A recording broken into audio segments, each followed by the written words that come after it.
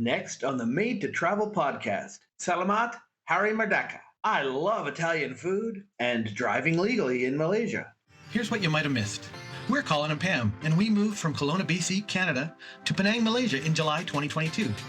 We've been learning about life here in Malaysia and exploring the region.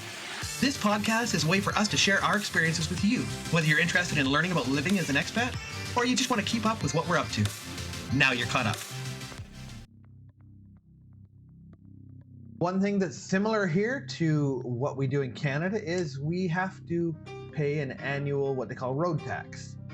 And it's pretty inexpensive. It's only 70 ringgit, and that lets us drive our car on the road for the entire year. You have a sticker that you put in the corner of your window.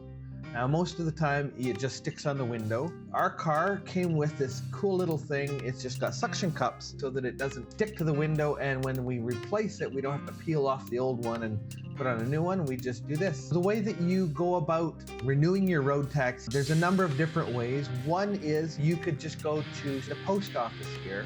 You could purchase your road tax there. What you also want to do is get some insurance for your car, and so they would have a number of different insurance providers that you can choose from. You can get quotes from them. You can also, there's a few different online ways you can do that. You could have done the road tax and my car insurance that way. Or the people that we did our insurance with last year, they contacted us and they are the ones who did it for us again. So we just let them deal with all the paperwork. They dropped it off for Pam at the school and she paid them. Or a lot of people with newer cars, they'll have that done through their dealership. They'll do that for them as well.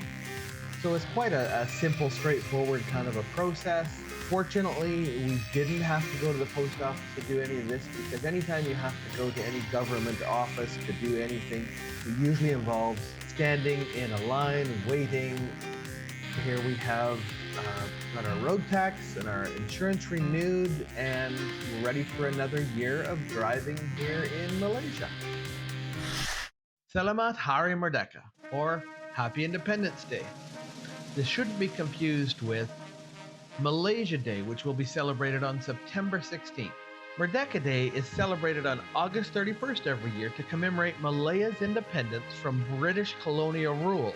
This happened in 1957 and marks the formation of the Federation of Malaya.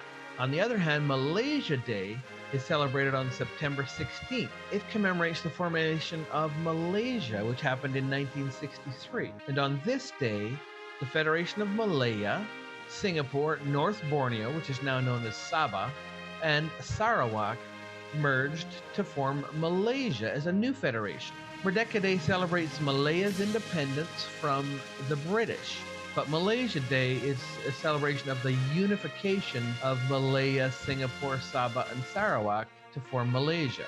Merdeka Day has been observed since 1957 and marks Malaya's self-governance, while Malaysia Day was first celebrated in 2010 to mark the 47 years of the Malaysian Federation. Merdeka Day is a national public holiday in Malaysia, whereas Malaysia Day only became a public holiday in 2010. So Merdeka Day is a day that's held with much more significance to Malaysians, I believe. I think they look at independence from British colonial rule as a more significant event than the formation of the country of Malaysia, perhaps.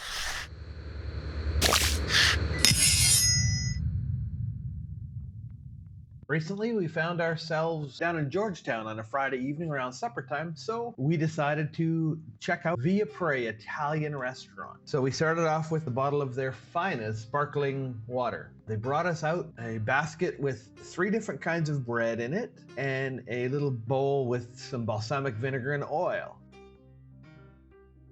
Next up, we had their salumi and formaggi appetizer plate. So on there was some salamis and cheeses, as well as some pickles and olives. And then there was this spoon with some sort of a, I don't know, it looked like a mustard or something on it. But honestly, it didn't have a lot of taste. It wasn't bad, but it wasn't good either. But the rest of the plate, really nice. Enjoyed it thoroughly. Salamis and cured meats like that, you don't get all that often around here. They're just not part of the normal Malaysian diet. So it was nice to get that for a change. Pam had the In Salatona, salad, lettuce, tomatoes, walnuts. There was even some eggplant on there, which she wasn't all that excited about, but it turned out to be not too bad. Fresh and dried tomatoes. There was pumpkin, roast capsicum, French beans, capers, lemon, and fresh herb dressing, as well as some croutons.